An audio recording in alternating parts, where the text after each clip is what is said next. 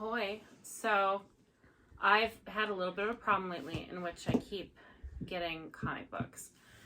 And if you collect comic books, you probably know what an omnibus is. It's a full collection of a certain story. And they are typically very large. I don't know if you could gauge this. It's 1,500 pages. And it being so large means that there's certain care you have to take with these, or so they don't get damaged. They need to be properly opened. And I'm going to be opening my omnibuses while Sarah over here, who you can't see, asks me questions. And I will also be answering the questions. It's just kind of a chatty thing we're doing. Yeah, so I'm going to start by saying the steps to opening an omnibus, and then she will start answering questions. So I'm going to start with... I'm so scared about Superman, but I'll do this big boy right here. Are you sure you don't want to start with the teeny boy? I know what I'm doing. All right, This is by Mr. Peter Tomasi, the rebirth run of Superman. You want to get under that maybe. No, I'm fine. You want to get a flat surface. You take the dust jacket off. I don't care what anyone says. You take the dust jacket off. You lay the book on its spine.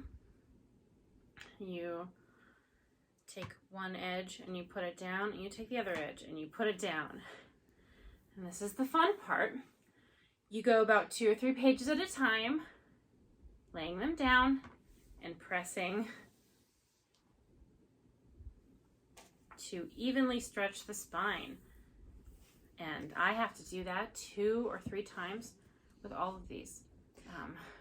And if you don't do that, you completely destroy the book. It is a necessary process. I am freaky about how I keep my books. I want them pristine. I hate being able to look at a book that I own and you can tell that you read it. But these ones, you have to do this. So I am putting aside everything I know about my personal book care, and I am stretching these spines. I came up with 25 questions. I came up with them myself.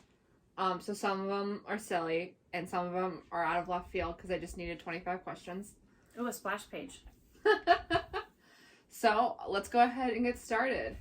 Question number 1. Full Christian name. How did you feel about You Season 3? Yeah, I started with a banger.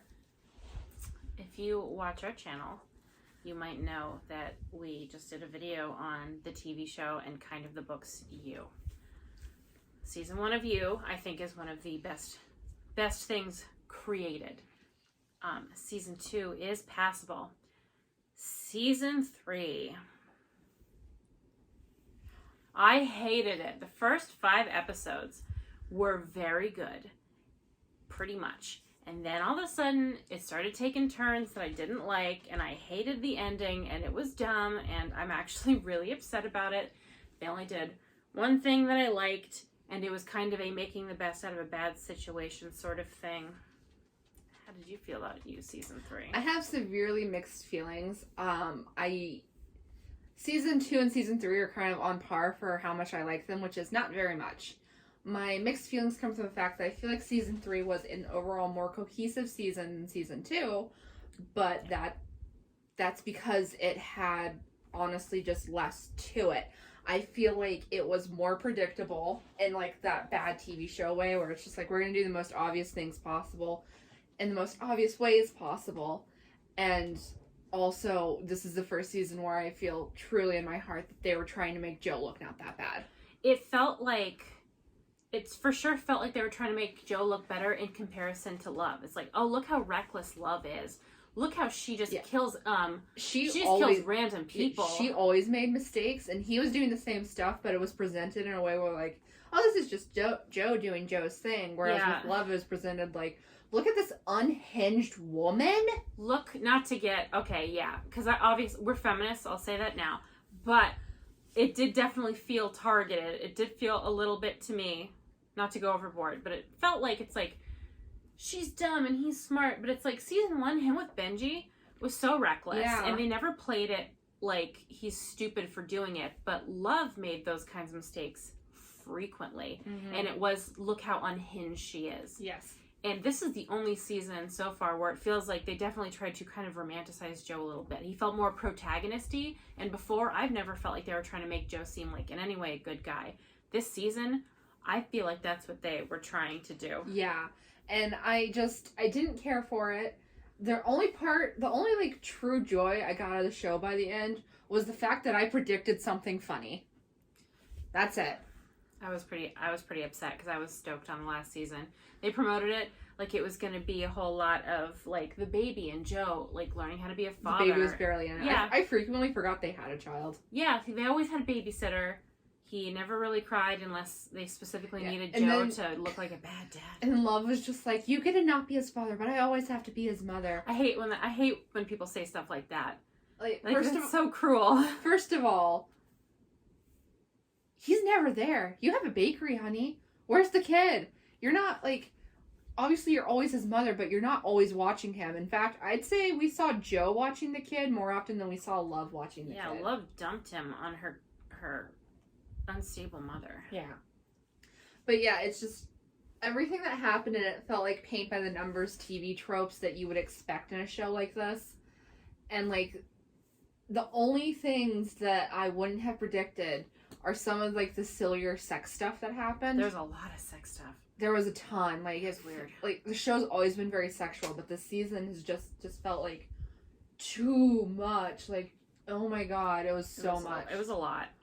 I'm not a fan of sex stuff in things, but I don't and mind necessarily. This time I was just like, really? Mm-hmm. And like minor spoilers, but there's a scene where a previously, or at least not previously, a known straight character is in a sexual situation with a bisexual man, and it just really bothered me because it felt like this show did the typical, it's funny because it's gay kind of tone, and I hate that kind of thing. Very 90s. A lot. It's disrespectful, in my opinion. It's not funny. Yeah, it was. And then but whenever you saw two girls, or two women, sorry, doing anything sexual, it was supposed to be tantalizing. Can we stop? Overall, the show's only gotten worse for me. Rating out of 10. Out of 10? Specifically season 3. Because I liked the first 5 episodes, 4. A 4 out of 10. I agree with that, because the stuff they did that I didn't like, I so didn't like. And it's kind of strange, because it had the thing I typically like, where absolutely every little thing that they do in the show comes back in the end. But it still felt sloppy. It still felt pointless, even though I could see the point and it made sense. And Theo, who currently the entirety of the internet is thirsting over, I was pretty disgusted with it. He's 18 or 19 in the show. 19. 19. Yeah, 19. Spoilers. Love has sex with him a few times. I was grossed out. I know that if you're over 18, you're an adult. You can make your own decisions. But it felt like grooming. I didn't even know he was over 18 until the episode they had sex. Yeah. Which feels like they mentioned it so that you would be okay with it. And it's like, I wasn't, because Love is in her 30s. And it's just like, not that, I don't want to sound like a jerk. I do get a little put off when someone in their late 30s is with a teenager. I'm sorry. I do. And I'm sure there's plenty of situations where like the relationship is fine. But in this particular instance, it was not. It was grooming. It was using him. And I didn't like it. I didn't like Theo because he did not take no for an answer. He really didn't. I get that by the end he was just like a sad puppy dog boy that I didn't want him to die. Oh, yeah. But I definitely wanted him to go away. I did want him to go away. So yeah, I'd give 4 stars out of 10 to season 3. I would give 6 out of 10 to season 2, and 9.5 out of 10 to season 1. Season 1 would probably get 8 out of 10 for me. What knocked it down? It's just like various things. Like mostly, honestly, I feel like it's just not quite. The relationship with Beck isn't quite there for me, I think. Beck, who's going to play Anna in Once Upon a Time. And then season 2 was boring. I'd give a 5 out of 10. That's fair. Yeah. All right. Question number 2. Sorry, I just hit a box, so I don't know if you heard that. Question number 2. Name a TV show, other than you, obviously, that you like. That I like. Or love. Yes. Oh, God. It's hard. because so much TV. Do you want me to go first? I hate. Yeah, go ahead. Lucifer. That's a good one. I love Lucifer. I've come to the realization doing this channel, because I keep saying it over and over again, that I just really like chaotic energy. And Lucifer is pure, unhinged, chaotic energy. I surely hope the end is good. We haven't seen the end yet, because we're cowards. Well, this happens a lot where we watch a show and we like it, and then it screws us. Like Jessica Jones. What else have we liked that turned sour? So many. Mm-hmm. It's. I don't even really watch TV anymore because every show feels Stranger like Things. Stranger Things. Everyone feels that way about Stranger Things, at least. Mm-hmm. I feel out of my mind with like Jessica Jones because we're like, oh, that show's so good, and it's like the first season was good, and then the rest happened. Yeah, with Lucifer, I do think it got simultaneously better and a little worse. It had a really rough patch. Yes, when it switched over to Netflix, that's when it kind of did both. The season before that, when it was still on Fox, was hard to get through.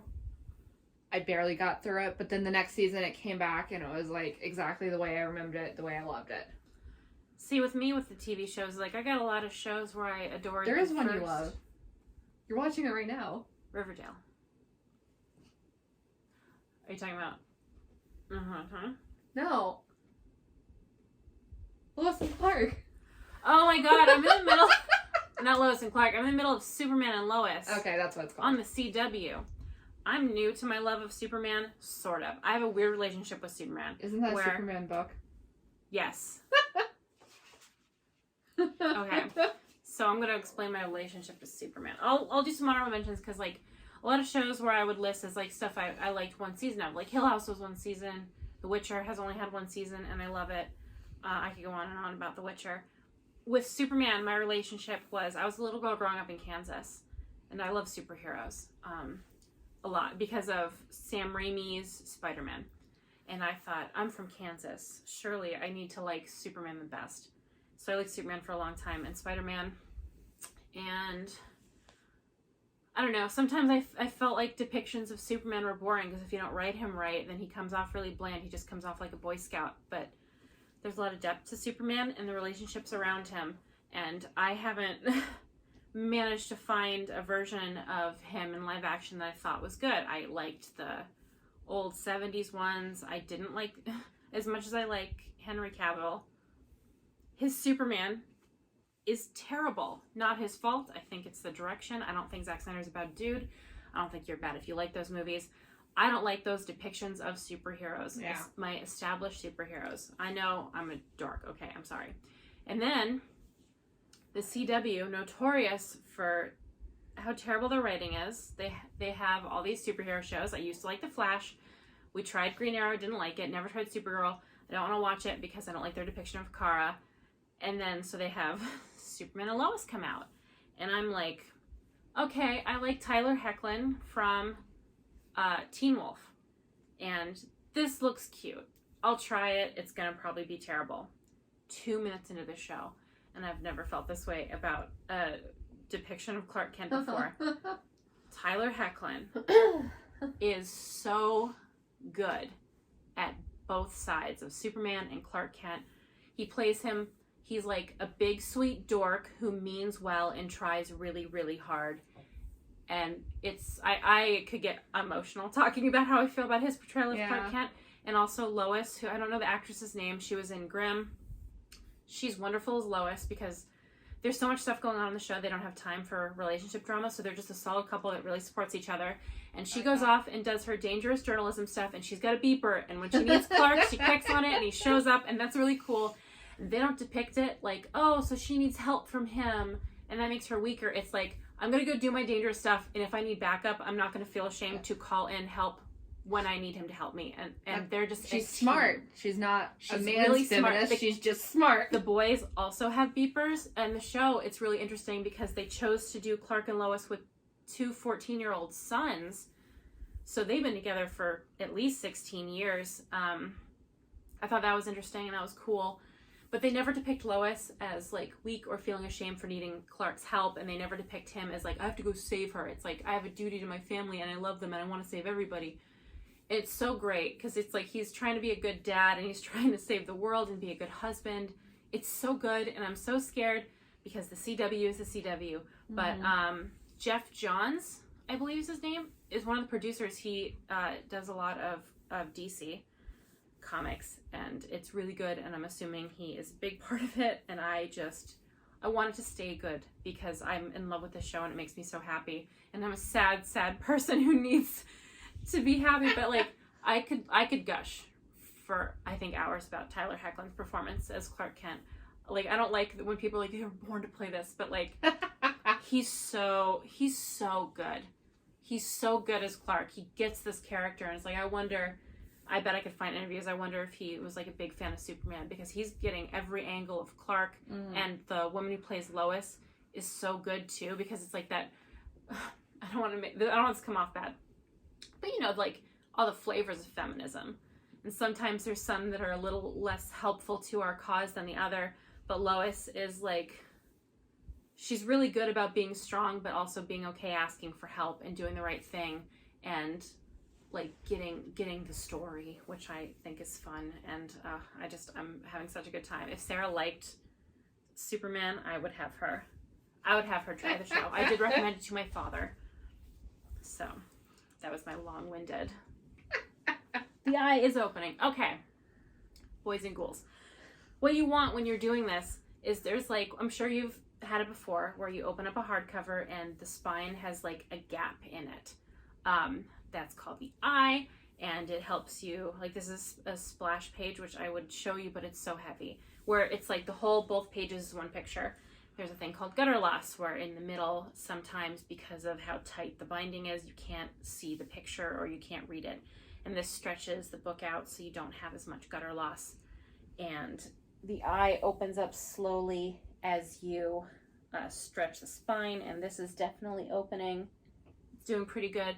I'm gonna go through this once now, and then when I actually sit down to read it, I will stretch it again, but I will lift.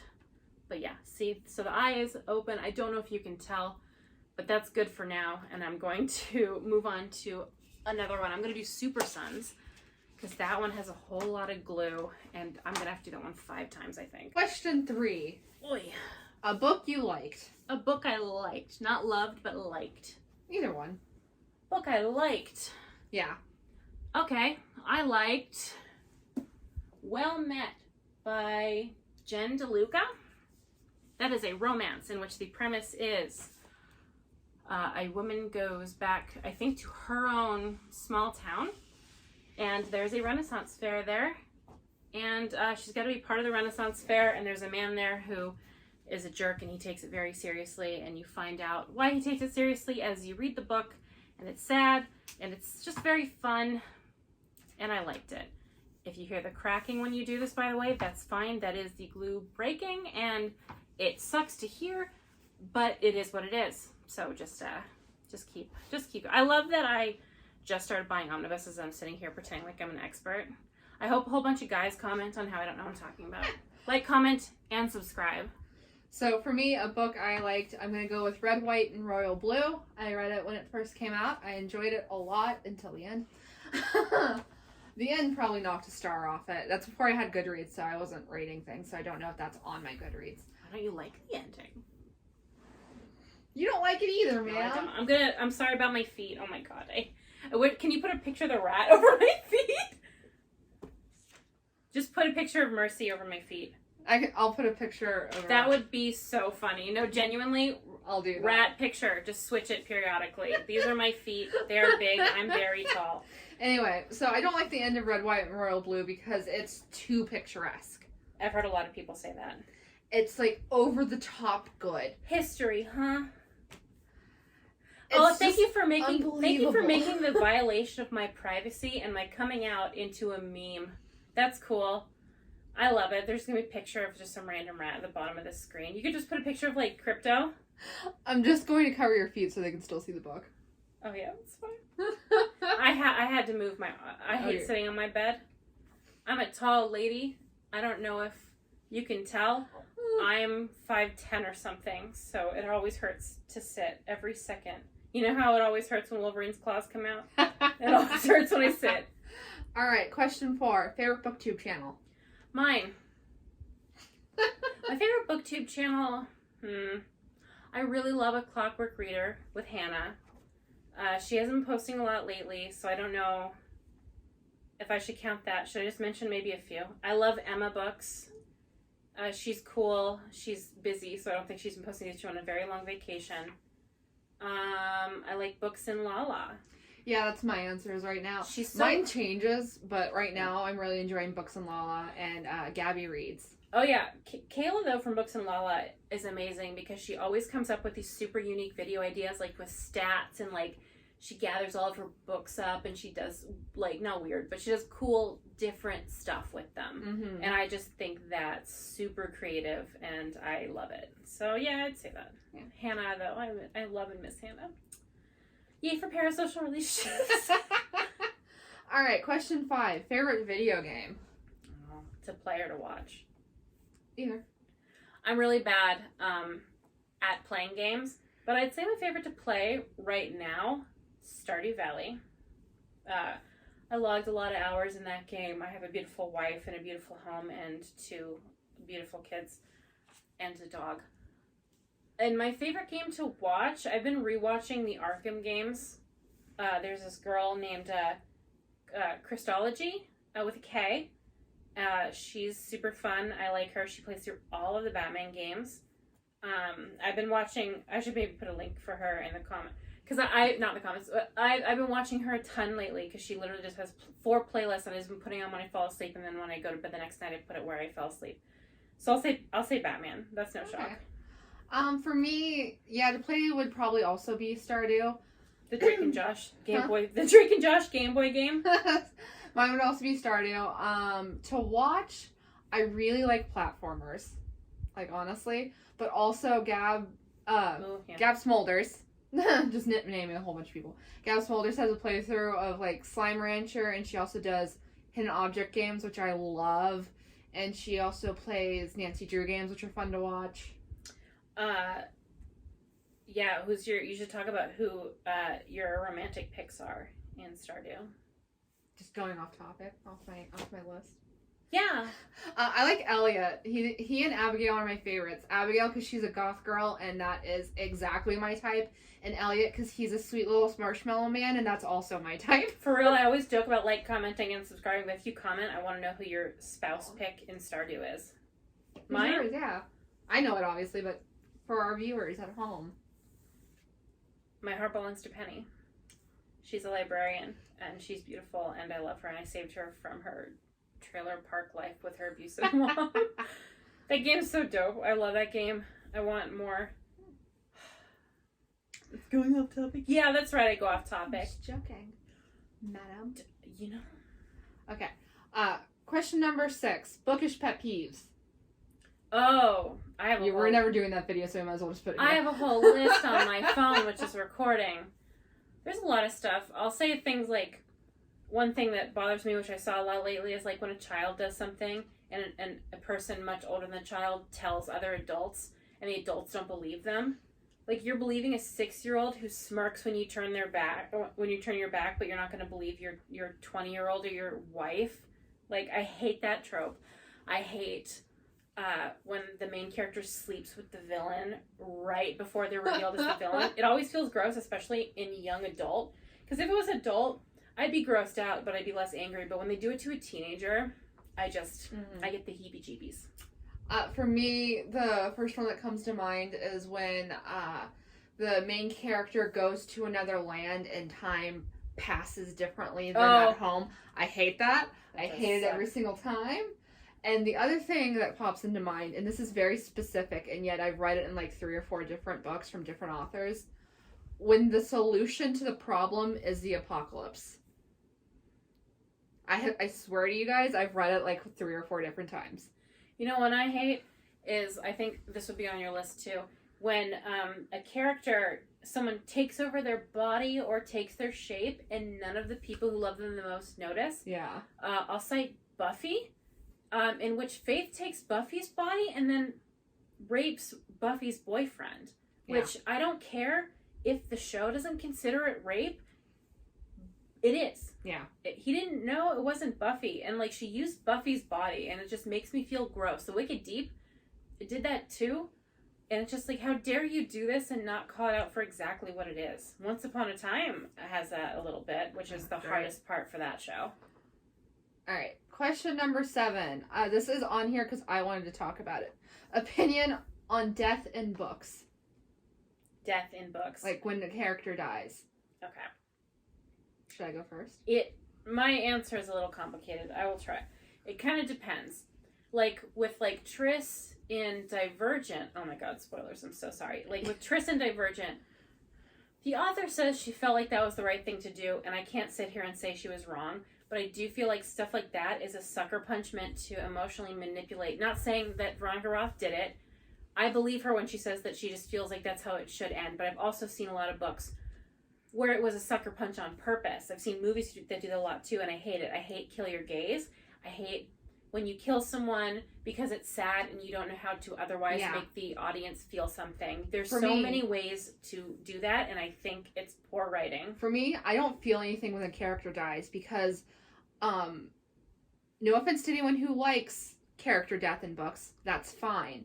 But there is this mentality that the stakes aren't high enough if someone can't die, and because if you don't kill someone, that means someone can't die. The author always kills someone, and I never feel anything because I know exactly what they're doing. Is they're just being like, here, it's real trouble now. Yeah. And I don't care. This is more of a problem, I think, in YA than in adult, but I see it in adult too. Like Game of Thrones. If the only way an author can make me feel something is to kill a character, you're not a good enough author. Like in Game of Thrones, like the author says he does that because it's just unrealistic that when a bunch of people go on a mission, everyone comes back. And I get that, I guess. But it just, all that does is make me not want to get attached to the characters, and if I emotionally distance myself, I won't care about what's happening to them, and I'm probably not going to want to read the next book if I don't care. Yeah. I've read series where I don't care about the plot, but I care about the characters. Like the plot for all of Alpha and Omega, every book the plot is different. There's no real through line. It's not anything where the plot would keep you coming back. I keep coming back because I like Anna and Charles. Mm-hmm. So if you don't have characters that are compelling and have some level of, you're going to get them in the next one, like, I'm personally not going to go. Not everyone feels that way. Stephen King writes books, and his characters are vessels. And if that's how you write, sure. And if that's what you like to read, sure. That's not what I like to read. Yeah. So yeah, I am not a fan of it. I don't mind when characters die, but it's very specific. If their death serves nothing in the story, serves no purpose within the story, then I hate it every single time because I know you just killed them to make me feel something. And I don't ever feel anything. So trying to manipulate me emotionally is not going to work for you, Charlie. Okay. Question number 8. Book that got you into reading. You want the honest answer? Yeah. Twilight. Twilight got me into reading. Obviously, I knew the answer to that, but for me, it's kind of funny because, like, when I was a kid, I always wanted to be a reader. I don't know why. I hated reading, but I was like, I want to be a reader. I want to own books. But it probably... was so much fun owning books. It probably wasn't until I read The Shining at age 13. Wow. Yeah. I love it. Well, mine's a little complicated, I guess. I could get into it real quick. We have a lot of questions. See, with me, I always liked reading, but I acted like I didn't because I kind of had that thing of, like, if I like reading, then, like, it's going to become a chore for me somehow because there's, like, my parents were like, well, if I would, like, randomly clean something for them, and they're just like, well, now that's your chore, and My parents would do that to me, too. Yeah, like, screw you if you do that. But, like, no, but it's like, I was like, well, they made me read in school. So, like, if I have to read in school, like, I'm not going to read on my downtime. Like, because of the way school presented reading, it just gave me this impression that reading is a chore. Mm-hmm. And so I read Ella Enchanted, and I loved it. I was a big fan of Ella Enchanted. I must, in some box in my closet, still have my paperback of Ella Enchanted. I read that when I was 12 and didn't read again until my best friend at the time, Kelly, when we were living in Kansas, was like, I love this book, Twilight, and they're going to make movies, and I want you to go with me. Please read the book. She also tried to get me to read Cirque du Freak. Kelly was a huge reader, and I was not. And I was like, I will read these books. And my grandmother bought me the full box set of Twilight for my birthday, and I read all 4 of them in 3 days. And then I checked back in with Kelly. I was like almost done with Eclipse, and I checked in with her because it had been like a couple days and we hadn't really talked, because back then we didn't have texting. Genuinely. And she was like, oh my God, like, so you're reading them? I'm like, yeah, I'm almost done with Eclipse. And she's like, oh my God. And she was so excited. And it got me into reading. After that, I read a series of unfortunate events. I read Harry Potter a little bit. I couldn't really get into Harry Potter because they're not that good. Yeah, honestly. That's the whole is better than the sum of its parts kind of thing, huh? Yeah. All right, question number 9. This was a fun one. What's your rat's favorite treat? Who did you vote for in the 2020 election? Wicked likes anything with blueberry. She loves blueberry puffs, like the kind of little puffs you give a baby. Gerber puffs, yeah. Gerber puffs. Wookie, she kind of goes for anything. I think she also kind of likes blueberry, but like Wookie loves food. She will take it right out of her sister's mouth. So Wicket's the more picky one. Sometimes if you don't have a blueberry thing, she won't take it. She doesn't really like banana, which is why currently Sailor the rat is enjoying my banana treats, because Wicket is just a little bit picky. So for my girls, for everyone but the babies, just ham also. Oh yeah, ham. For my girls, for everyone except the babies, because they haven't had it yet, across the board, it's avocado. They go nuts for avocado. You have to be careful. Don't give them the skin or the pit, because that's toxic to them. But the meat of the avocado is good. The tender flesh. Yeah, they love it. And then for the babies, it's the arrowroot cookies that they love the most. Yeah. It's the only treat Ducky will take, the little picky eater. Question number 10. This will be a fun one for you. Comic book history. Like, what's your history with comic books and reading them? My history of comic books. You want me to go first? Yours will be shorter, so. Yeah. So, the only comic books that I've really read all the way through are Sandman and Fruits Basket. Fruits Basket I read because I watched the manga I watched the anime when I was 12, I think. And I would watch it a lot when I moved, because when we moved from Texas to Arizona, I got horrible depression, and Fruits Basket made me feel happy, so I would watch it. And then when I got older, I was like, I wonder how the manga is. So that's how I read the manga. And then with Sandman, I had read some other Neil Gaiman stuff, and I was like, I kind of want to get into comics, because it's a whole medium with a whole plethora of stories that I just don't have access to. So I read Sandman, and the first time I read it, I adored it. I loved it so, so much. And the second time I read it, I absolutely hated every second of it. So that's my comic book history. My comic book history is, I was a little girl who sat down to watch Sam Raimi's Spider-Man, and I fell in love with superheroes. And for a while, I watched the movies. Like, I love the Tim Burton movies. Don't love Tim Burton. Love those. I love those older Batmans. I love Spider-Man, and then like the Avengers came out, and I wasn't excited until the trailer started coming out, and I was just like, this looks cool, and I saw it and my brain exploded. I think I was 15, and I was just like, this is the greatest thing I've ever seen. Superheroes, and it's funny. And around then, like, I started getting into Batman. Like, I really got into Batman when the Arkham games came out, and when I was in high school, I read a lot of silly comics, like the Simpsons comics. And that was a lot of what I read. I think, a couple Batman ones that I hadn't really read. I think I've had the Dark Knight Dark Knight Returns for a long time, because I like Kevin Smith a lot, and he would talk about comic books, and he would sometimes read them. And he read parts of Dark Knight Returns, and he read parts of Flashpoint and parts of Swamp Thing. And he read it so passionately that I was just like, oh, I love this. And I went and got them, and I read them, and I liked them. Not Swamp Thing. I want it, but I don't have it.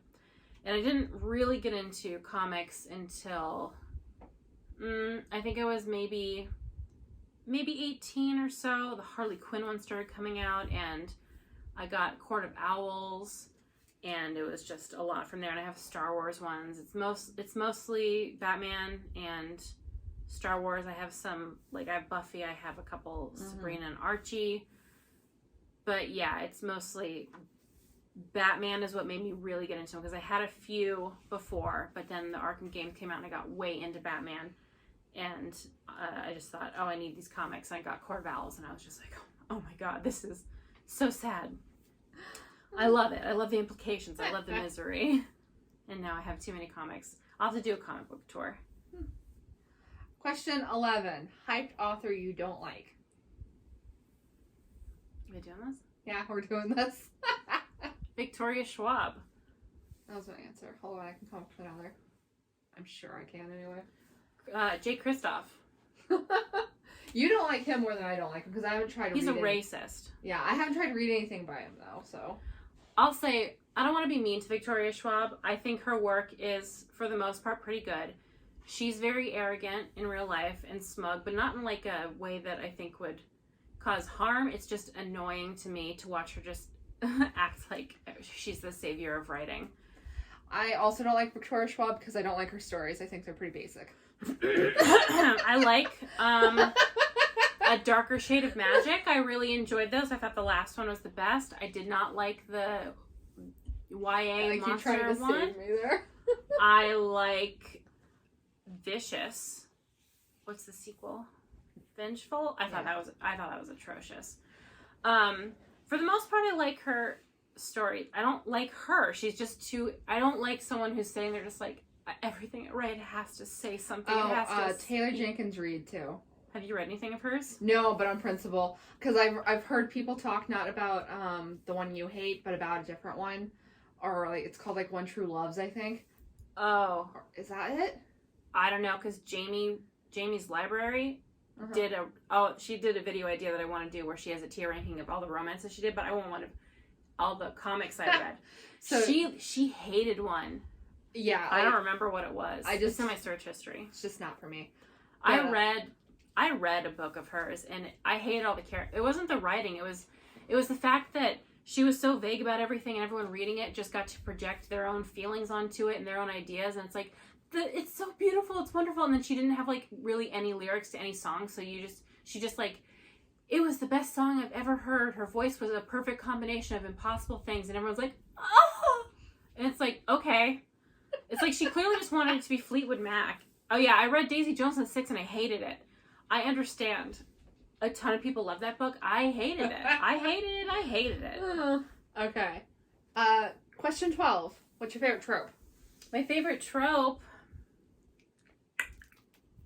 Enemies to lovers. My favorite trope is found family. Specifically finding like strays that don't have anyone else. I love it. I live for it. I like enemies to lovers, like enemies. Not I hate you. I mean, you tried to kill me with a knife. I want enemies. I want Kylo Ren and Rey. Don't at me. I want problematic because it's a book and it's fine. That's what I want. I also like Grumpy Sunshine. Yeah, for me, it'll always be found family. Like specifically collecting strays, not just like your friends now. But, like, someone needs you and you take them in to, like, your family. I love that so deeply. It's one reason I love Patricia Briggs, because that's pretty much all she does. I feel like Once Upon a Time has a good amount of that. Okay. Like, I mean, Regina's part of it by the end. Like, they love her. Good, okay. Question 13. What's your least favorite trope? My least favorite trope? I don't want to be like, oh, I hate love triangles. What do I do? What's my least favorite trope? It's hard because trope feels vague. So, like, trying to think of my least favorite thing that happens in a book. I hate when couples break up. When it's like a whole hullabaloo to get together and they break up. I hate miscommunications. Yeah, I think miscommunications is every contemporary romance. The climax is a miscommunication, and I hate that, but I love reading contemporary romance. Yeah. For me, it's definitely miscommunications. Cheating. Is that a trope? Huh? Cheating? Yeah, it's true. Yeah, I don't like incest. I don't like anything that's pure blossom. If we're talking about specifically romance tropes, my favorite is probably specifically when someone. I'm sure there's a short term for it, but I'm not that into romance, so I don't know it. At least not yet. I'm getting more into romance. But it's specifically when someone has a husband or significant other, or husband, wife, significant other, who died, and they're getting together with, like, a second wife or husband or something. Feet time again. I like that, and I don't know why. Maybe it's just, like, the ultimate sadness of it. I love pining. But also I love the hope. pain. I love pain. It's like it's both sadness and hopeful. I get that. All right, question number 14. This one's a fun one. Sonic or Knuckles? No, who's your favorite? Do what to? No. Oh. Do what to? Oh, yeah, of course. So, who's your favorite? Which one do you like more? that's a dumb question because you know it's Tails. Sonic or Knuckles? Which Knuckles? Himbo Knuckles. Himbo Knuckles. Probably Sonic for me. Who would you have dinner with? I don't know. Himbo Knuckles. Himbo Knuckles. Oh, okay.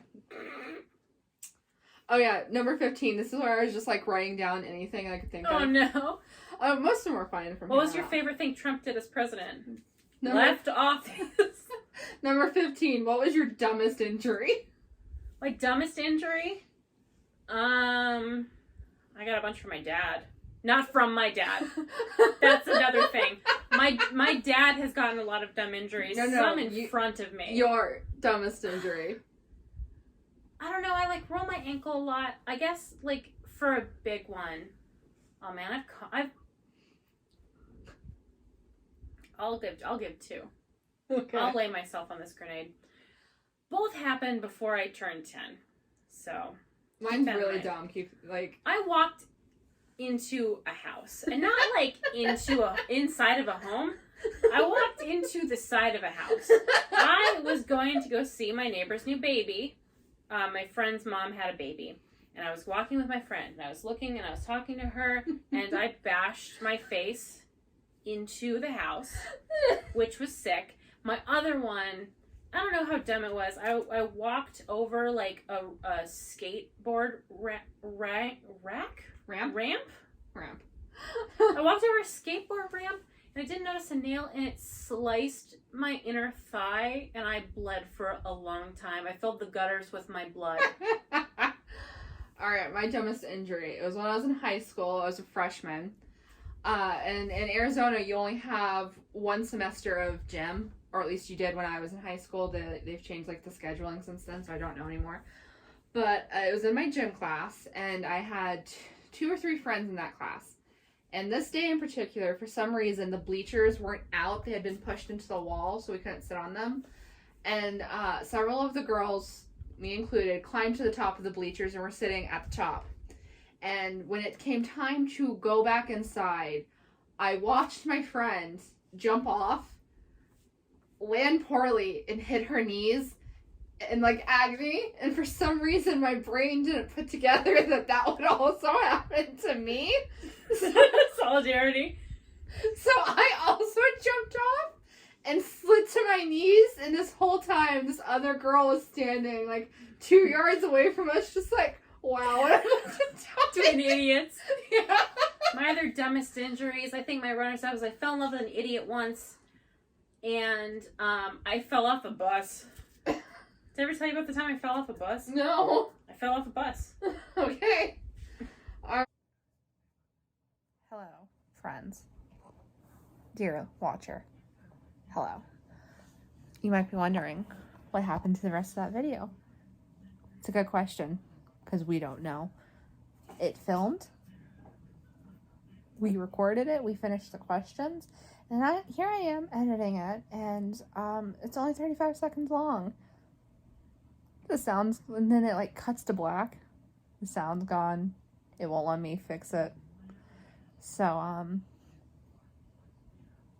my apologies. I hope you enjoyed it, what you got to see of it. There will be a part 2 with Cappy's questions. Yeah, we have no idea what happened. Sometimes our stuff just glitches and there's no reason why. But, I hope you enjoyed this video. Feel free to like, comment, and subscribe if you did. I'll see you in the next one. So will Cappy. Goodbye.